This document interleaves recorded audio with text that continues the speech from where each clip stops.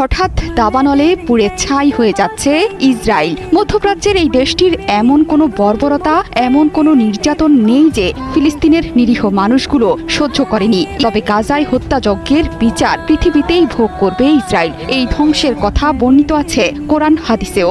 আর এখন দাবানলে পুড়ে যাচ্ছে ইসরায়েলের একরের পর একর জমি। তীব্র বাতাসে আগুন ধেয়ে যাচ্ছে জেরুজালেমের দিকে।